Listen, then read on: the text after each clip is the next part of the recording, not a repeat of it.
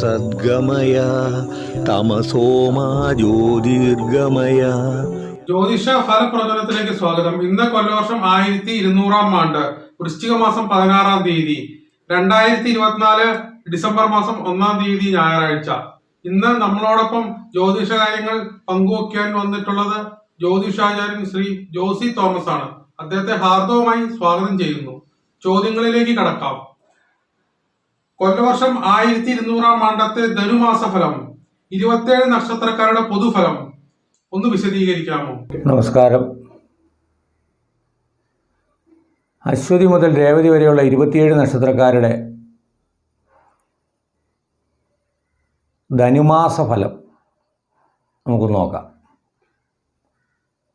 ആദ്യം മേടക്കൂറ്. അശ്വതി, ഭരണി, കാർത്തിക, കാല്. ഈ മേടക്കൂറിൽപ്പെടുന്ന നക്ഷത്രക്കാർക്ക്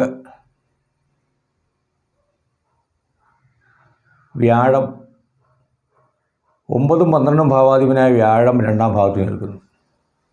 ഭാഗ്യാധിപനും ദുരിതാധിപനും കൂടിയാണ്. അത് മേടക്കൂറുകാരെ സംബന്ധിച്ചിടത്തോളം പൊതുവെ നന്നായിരിക്കും. കുടുംബത്തിൽ സമാധാനം, തൊഴിൽപരമായിട്ടൊക്കെ അവർക്ക് വലിയ ഒരു പ്രശ്നങ്ങളും പ്രതിബന്ധങ്ങളൊന്നും ഇല്ലാതെ ഒക്കെ മുന്നോട്ട് പോയിക്കോളും. സാമ്പത്തികപരമായിട്ടും വലിയ പ്രശ്നങ്ങളും പ്രതിബന്ധങ്ങളൊന്നുമില്ല.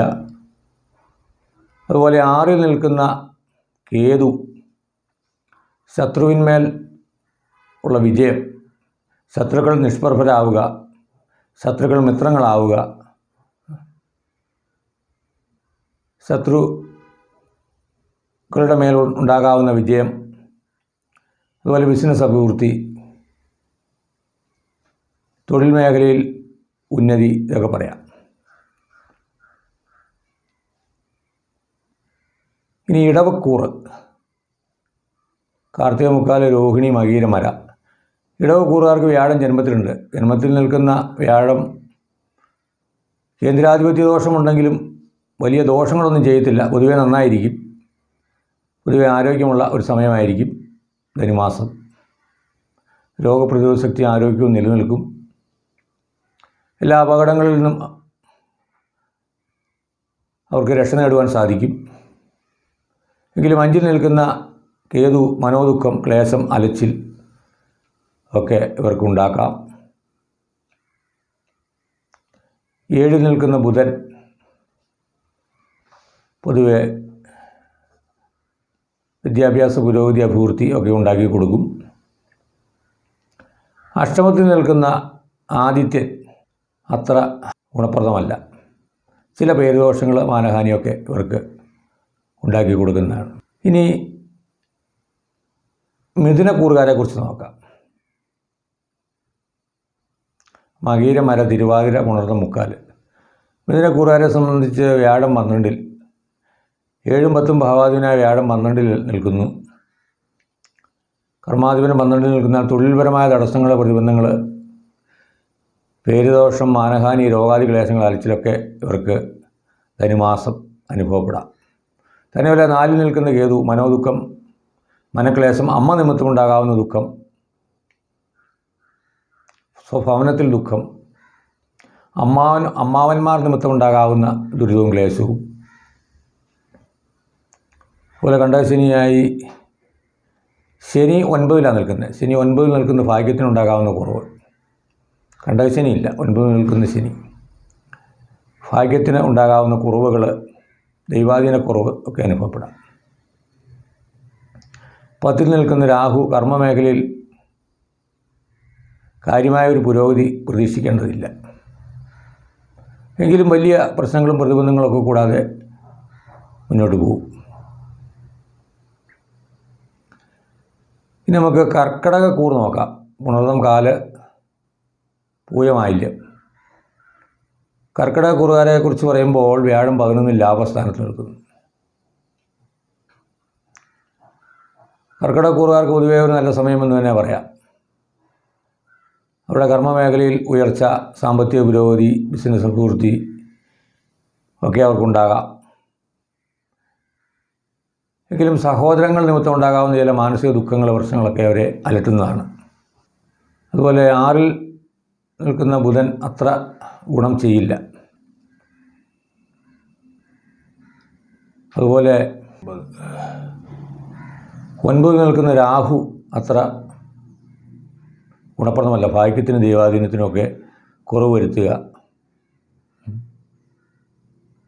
8-ൽ നിൽക്കുന്ന ശനി ക്ലേശവും അലച്ചിലും ഒക്കെ ഉണ്ടാക്കുവാനുള്ളൊരു സാധ്യത കാണിക്കുന്നു. ഇനി ചിങ്ങക്കൂറ് നോക്കാം. മകം, പൂരം, ഉത്രം, കാല്, ചിങ്ങക്കൂറ്. ചിങ്ങക്കൂറുകാരെ സംബന്ധിച്ച് പറയുമ്പോൾ വ്യാഴം 10-ൽ, കേന്ദ്രാധിപത്യ ദോഷം. കർമ്മമേഖലയിൽ ചില പ്രതിബന്ധങ്ങൾ പ്രശ്നങ്ങളൊക്കെ ഉണ്ടാകാം. 2-ൽ നിൽക്കുന്ന കേതു കുടുംബത്തിൽ മനസ്സമാധാനക്കുറവും അസ്വസ്ഥതയുമൊക്കെ ഉണ്ടാക്കാം. 8-ൽ നിൽക്കുന്ന രാഹു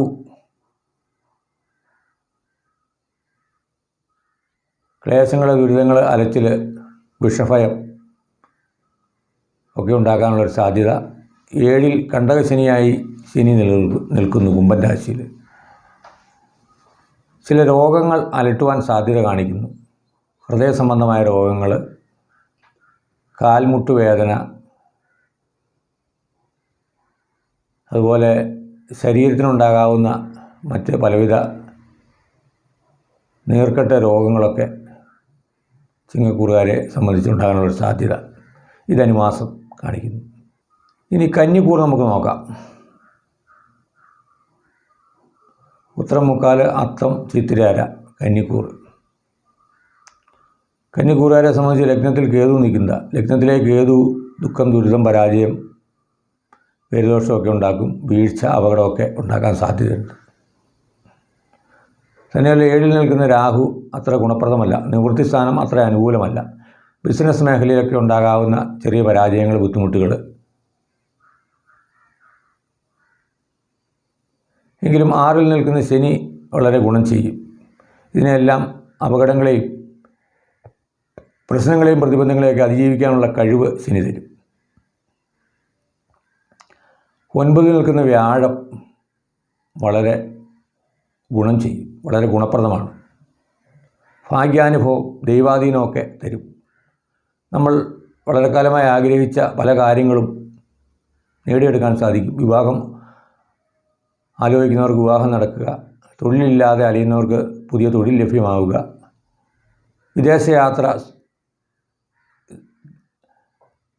വിദേശയാത്രയ്ക്ക്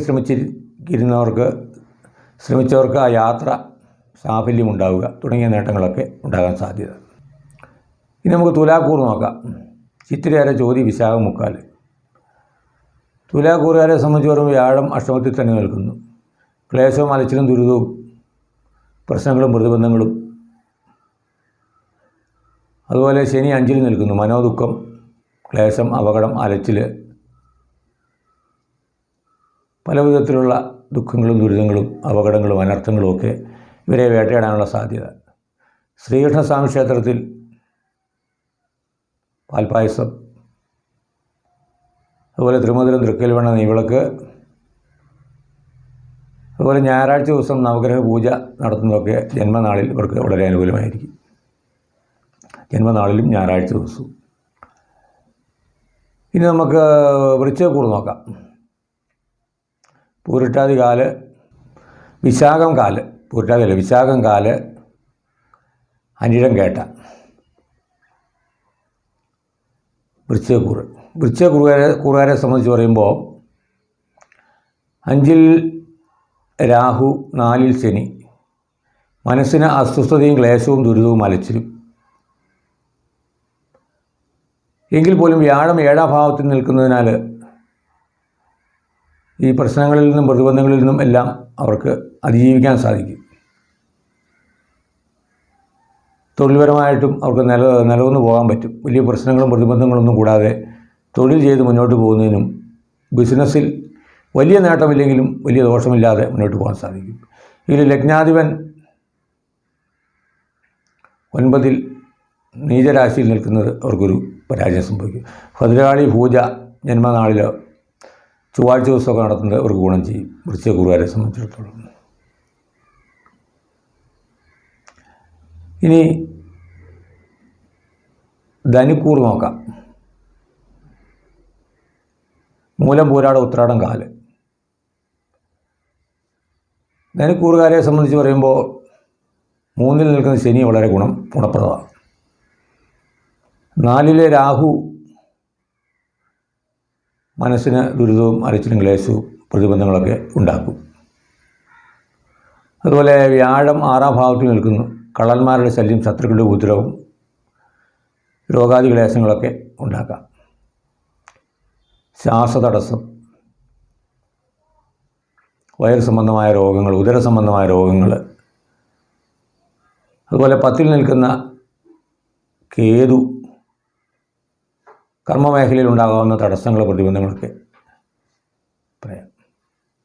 ഏതായാലും കേതു പൂജ നടത്തുന്നതൊക്കെ നന്നായിരിക്കും. കേതു പൂജയോ ഗണപതി ഹോമമൊക്കെ നടത്തിയാൽ കർമ്മമേഖലയിലെ തൊഴിൽ തടസ്സം ധനുക്കൂറുകാർക്ക് മാറ്റുവാൻ സാധിക്കും. ജന്മനാളിലോ ചൊവ്വാഴ്ച ദിവസമോ നടത്തിയാൽ വളരെ നന്നായിരിക്കും. ഇനി ഉത്രാടം, മുക്കാല്, തിരുവോണം, അവിട്ടം, അര, മകരക്കൂറ്.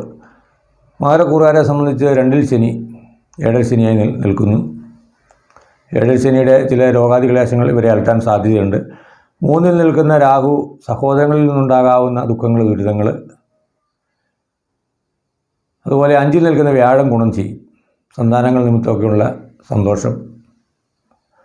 അതുപോലെ സാമ്പത്തികപരമായിട്ട് ബിസിനസ്സിലൊക്കെ ചില അഭിവൃദ്ധി. ഇങ്ങനെയൊക്കെ ആണെങ്കിൽ 9-ൽ നിൽക്കുന്ന കേതു ഭാഗ്യത്തിന് അല്പം കുറവ് വരുത്തും. ബിസിനസ്സിലൊക്കെ വലിയ ലാഭം ചെറിയ ലാഭമായി മാറ്റുന്ന ഒരവസ്ഥാവിശേഷം. കേതുവിനെ പ്രീതിപ്പെടുത്തി നന്നായിരിക്കും. കേതു പൂജയോ ഗണപതി ഹോമമൊക്കെ നടത്തിയാൽ നന്നായിരിക്കും മകരക്കൂറുകാർ. ഇനി നമുക്ക് കുംഭക്കൂർ നോക്കാം. അവിട്ടം, അര, ചതയം, പൂരുട്ടാതി, മുക്കാല്. കുംഭക്കൂറുകാരെ സംബന്ധിച്ച് ജന്മശനിയാണ്. ജന്മശനി പലവിധ രോഗങ്ങളും രോഗപീഠകളും അവരെ അലട്ടിക്കൊണ്ടിരിക്കും. പല കാര്യങ്ങളിലും തടസ്സങ്ങളും, വിഘ്നങ്ങൾ, പേരുദോഷം, മാനഹാനിയൊക്കെ ഉണ്ടാക്കും. അതുപോലെ 2-ലെ രാഹു കുടുംബത്തിൽ സ്വസ്ഥതക്കുറവ്, കുടുംബത്തിൽ മനസ്സമാധാനമില്ലായ്മ, അസ്വസ്ഥത, സാമ്പത്തിക തടസ്സങ്ങൾ, ധനനഷ്ടങ്ങളൊക്കെ ഉണ്ടാക്കും. എങ്കിലും 4-ൽ നിൽക്കുന്ന വ്യാഴം കേന്ദ്രാധിപത്യ ദോഷമുണ്ടെങ്കിലും പിടിച്ചു നിൽക്കാൻ സാധിക്കും. വലിയ പ്രശ്നങ്ങളും പ്രതിബന്ധങ്ങളും ഒന്നും കൂടാതെ തൊഴിൽ മേഖലയൊക്കെ മുന്നോട്ട് പോകും. ബിസിനസ്സിൽ വലിയ നേട്ടങ്ങൾ പ്രതീക്ഷിക്കേണ്ടതില്ല. ഇനി മീനക്കൂർ നമുക്ക് നോക്കാം. പൂരുട്ടാതി, കാല, ഉത്രട്ടാതി, രേവതി. മീനക്കൂറുകാരെ സംബന്ധിച്ച് പറയുമ്പോൾ ലഗ്നത്തിൽ രാഹു നിൽക്കുന്നു. ലഗ്നത്തിൽ പാപഗ്രഹമല്ലേ. ലഗ്നയെ പാപകതയെ പരാജയ ശിരോരുക്ക്, അതായത് പരാജയം, ക്ലേശം, അലച്ചിൽ, സർപ്പഭയം, വിഷഭയം, അതുപോലെ 3-ൽ വ്യാഴം നിൽക്കുന്നത് ദേഷ്യവും മരിച്ചവും ചുണ്ടിയും ഒക്കെ അവർക്ക് കൂടുതലായിട്ട് ഉണ്ടാവുക. 12-ലെ ശനി ദുരിതവും അലച്ചിലും കൂടുതൽ ഉണ്ടാക്കുക. അതുപോലെ 7-ൽ നിൽക്കുന്ന കേതു ഭാര്യയുമായോ ഭർത്താവുമായോ ഒക്കെ ഉണ്ടാകാവുന്ന ചില്ലറ അസ്വാരസ്യങ്ങൾ, ചില്ലറ വഴക്കുകളൊക്കെ കാണിക്കുന്നു.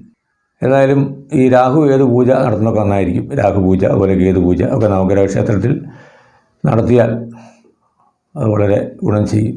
ഭാര്യയുടെയും ഭർത്താവിൻ്റെയൊക്കെ പേരിൽ ഭദ്രകാളി ക്ഷേത്രത്തിൽ ഐകമത്യ പുഷ്പാഞ്ജലി 3 ദിവസം തുടർച്ചയായി നടത്തുന്നതും കുടുംബസമാധാനത്തിനും മറ്റും വളരെ വിശേഷമാണ്.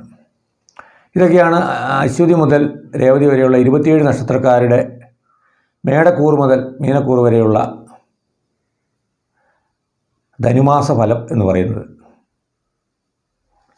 കൊല്ലവർഷം 1200-ാം ആണ്ട് ധനുമാസ ഫലം. മറ്റൊരു വീഡിയോയുമായി നമുക്ക് വീണ്ടും കാണാം, കണ്ടുമുട്ടാം. ഈ സമയം വരെ എന്നെ കണ്ടുകൊണ്ടിരുന്ന എല്ലാ മാന്യ സുഹൃത്തുക്കൾക്കും നന്ദി, നമസ്തേ.